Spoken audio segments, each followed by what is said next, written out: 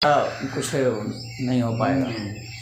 सिर्फ प्रार्थना ही किया जाता है, ईश्वर से प्रार्थना की प्रार्थना भगवान सुन प्रार्थना किया जाता है आदमी के अपने कई तरह के, क्योंकि यहाँ सब कुछ न्याय होता है ना, तो कई तरह के उसके संस्कार होते हैं, कई तरह की उसको सीख लेनी है जिससे अभी वो वंचित है, नहीं सीखा है तो उसकी सीख भी तो लेनी है, तो वह है।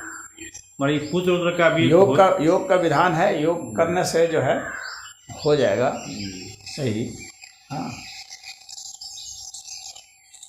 अब पुत्र लेकिन उतना योग कर लेना जी, क्योंकि आसान नहीं होता है, सबके बस का नहीं होता है कि वो कर ले, उतनी एकाग्रता के साथ उतना करे। और फिर हर चीज़ की सीमा होती है, उसकी भी एक सीमा होगी, क्योंकि उसके अंग में ही अगर विकार आ गया, इस तरह से विकार जन्मजाति विकार है, तो वो ठीक थोड़ी होगा। योग कर लो तो भी ठीक नहीं होगा, उसको भोग कहा जाता है, ऐसे को भोग कहा जाता है कि आपको उस कष्ट को भोगना है। क्यों? क्योंकि आपको वो दंड के रूप में दिया गया है, तो उसको आपको भोगना है। हर तरह के उपाय जब फेल हो जाते हैं, सब लोग सरेंडर कर दिए, तो फिर उसको भोगना। आपने दवाइयाँ करा ली, आपने झाड़ फूँक करा लिया, आपने हर तरह का चीज़ कर दिया, कोई चीज़ बाकी नहीं रखा, तब जो बच जाता है तो उसको भोग माना जाता है। तो वो आपके पिछले जन्मों के संस्कारों के परिणाम होते हैं और वो आपको भोगना होगा का दंड। पुत्र भी भाग्य में लिखा रहता है तभी होता है ना, वो तो मतलब वह तो सब कुछ यहाँ जो है एक सिस्टम से तो चल रहा है, यहाँ कोई अस्त व्यस्त व्यवस्था नहीं है। पूर्व जन्मों के संस्कार के अनुसार ही जो कि धन यश पुत्र सब परिवार हर चीज़ देश से मिलता है अन्यथा, क्योंकि यहाँ अपने आप तो कुछ ऐसे तो मिलता नहीं है, बिना किए तो कर्म कुछ होगा तभी तो मिलेगा। कर्म के पीछे कुछ भाव होंगे, विचार होंगे, संस्कार होंगे, तो कुछ फीडबैक होगा, तो उसका रॉ मटेरियल क्या है, पहले का कुछ रॉ मटेरियल, उसके आधार पर कुछ होगा। इस समाज और इस अस्तित्व की भूमिका होती है उसको कुछ भी प्रदान करने में, तो सबकी सहमति होती है तब जाके कुछ होता है। नहीं, सबकी भूमिका होती है, सहमति तो नहीं कहूँगा, भूमिका होती है सबकी। उसमें कुछ विरोध में भी होंगे, कुछ सहयोग में भी होंगे, तो अगर सहयोग पक्ष मजबूत हुआ तो वो घटना हो जाएगी, विरोध पक्ष मजबूत हुआ तो वो घटना नहीं घटेगी। यानी भूमिका सबकी लेकिन हो।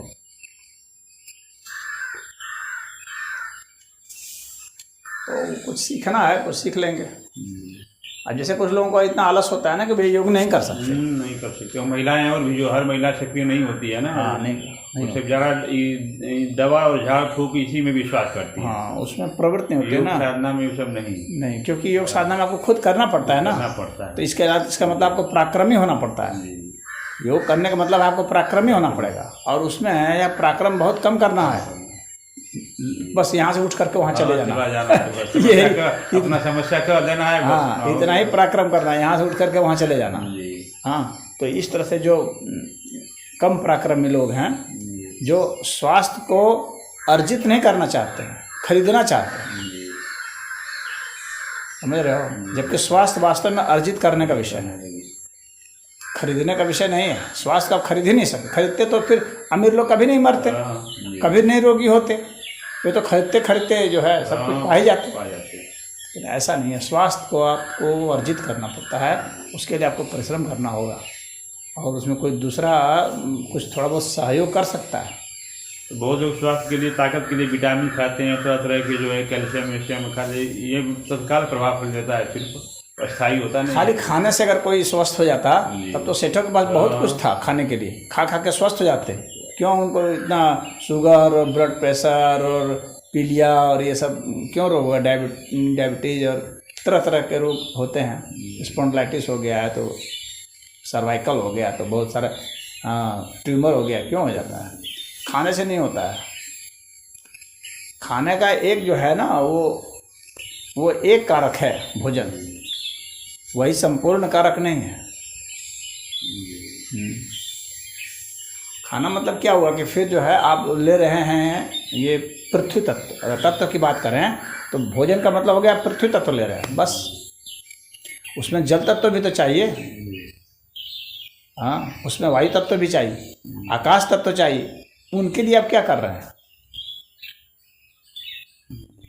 उन सब तत्वों का, इन पांचों तत्वों का जब संयोग बैठेगा तभी जो है आकर के आप स्वस्थ रहेंगे। तो आपने अगर कुछ दवा खाई, इसका मतलब है कि आपने पृथ्वी तत्व का सिर्फ बैलेंस करने की कोशिश की। पृथ्वी तत्व अकेला बैलेंस नहीं कर सकता। वायु तत्व को बैलेंस करने के लिए प्राणायाम करना पड़ेगा। जल तत्व को बैलेंस करने के लिए समुचित जल का सेवन करना पड़ेगा, स्वच्छ जल का सेवन करना पड़ेगा। और वैसे जल का जो जीवंत जल है, जैसे कि घड़ा में रखा हुआ जल जो है जीवंत माना जाता है प्राकृतिक आयुर्वेद चिकित्सा के हिसाब से। घड़ा वाला, हाँ, अगर आप किसी घड़े के अलावा आप किसी भी चीज़ में रखेंगे तो वो जीवंत जल नहीं माना जाता, क्योंकि घड़े में सारे माइक्रो न्यूट्रिएंट्स होते हैं, तो वो सब उसमें प्रवेश कर जाते हैं, तो उस जल में ताकत होती है। कोई घड़ा तो खत्म ही हो गया, कोई कहाँ पी रहा है, नया नया फ्रेश हो गया। आर वाला मतलब कि आप फिर जो रोग को बुला रहे हैं। तो जल तत्व का बैलेंस आपको उससे करना पड़ेगा, बात समझ में आ रही। और आकाश तत्व का बैलेंस करना पड़ेगा आपको अपने वास्तु से। हर चीज़ से होगा, वास्तु से भी होता है और ऐसे भी होता है। वास्तु से तो बहुत सारी चीज़ को बैलेंस होता है। वास्तु में तो वास्तुशास्त्र के अनुसार जो मकान, हाँ, किस तरह से आपका जो है जहाँ आप रह रहे हैं उस कमरे में जो है हवादार है कि कमरा कि नहीं है, लंबा चौड़ा है कि नहीं है। हाँ, तो आकाश तत्व उसका हो गया। फिर आपके दिमाग में कितना आकाश तत्व, आप अपने दिमाग के विचारों से कितना अपने को बढ़ाए हैं, समझ रहे हो। जैसे संकीर्ण विचार का व्यक्ति है ना, इसका मतलब है कि आकाश तत्व कम है उसमें, तो वैसे को ज़्यादा रोगी होना पड़ेगा, क्योंकि आकाश तत्व की उसमें कमी हो गई है।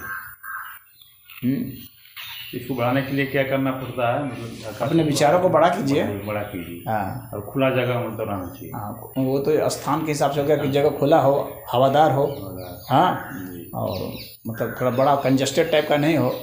ये नहीं कि चारों ओर घर है, घर है, तो फिर तो आपका घर बड़ा है, लेकिन मान लीजिए कि आप ऐसे कॉलोनी में रह रहे हैं, चारों ओर से वो सिमटा हुआ है, तो आपका घर तो बड़ा है, लेकिन बाहर का घर, बाहर का वातावरण, बाहर खुला मैदान तो नहीं ना है, तो आकाश तत्व तो घट गया आपका, यानी आपके पर्यावरण का इर्द गिर्द का वातावरण जो है वो घट गया, तो वह आकाश तत्व की कमी हो गई। तो एक बाहर का, फिर एक घर का आकाश तत्व, और फिर आपके दिमाग का आकाश तत्व, आपके शरीर के भीतर का आकाश तत्व, ये जब सभी होगा तब बैलेंस होगा, नहीं तो बैलेंस नहीं होगा, तो आदमी रोगी होता है।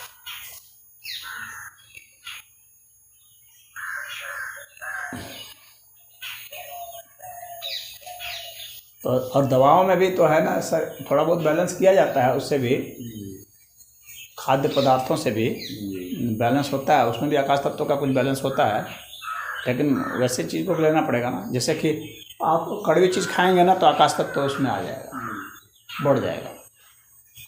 करेला वगैरह खाएंगे तो आकाश तत्व बढ़ जाएगा। लेकिन आकाश तत्व को वास्तव में बढ़ाता है हम लोग का विचार।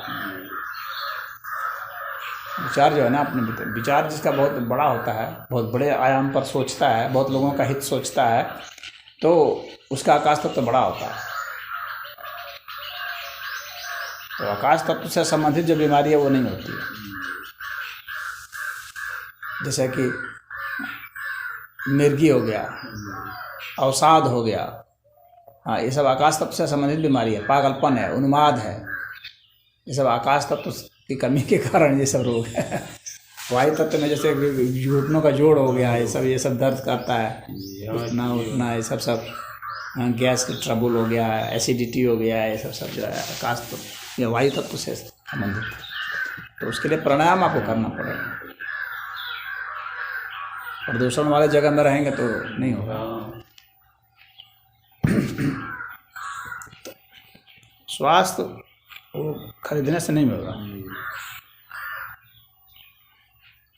जैसे महाराज हम हमेशा लंबी सांस छोड़ते लेते हैं, मतलब जब हमेशा तो धूल या प्रदूषण जगह या धुआं जगह मतलब जाए तो वहाँ भी मतलब लंबी सांस छोड़े या ले कि मतलब नहीं, वहाँ नहीं, वहाँ से हट जाए जितना जल्दी हो सकता है। अगर मान लीजिए मतलब जब तक वहाँ है तब तक नहीं, मतलब तब लंबी सांस नहीं ले, नहीं, वहाँ कम से कम सांस लें।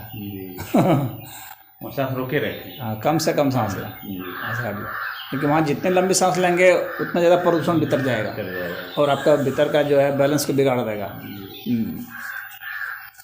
लंबी सांस लेने के लिए बताया गया है, फायदेमंद है वहाँ जहाँ शुद्ध वायु है, वहाँ नहीं जहाँ की प्रदूषित वायु है। नहीं तो जो हमेशा उसी का अभ्यास कर रहा है, मतलब कहीं भी जा रहा है, चल रहा है, मतलब 24 घंटा, तब इसके लिए कर रहा है।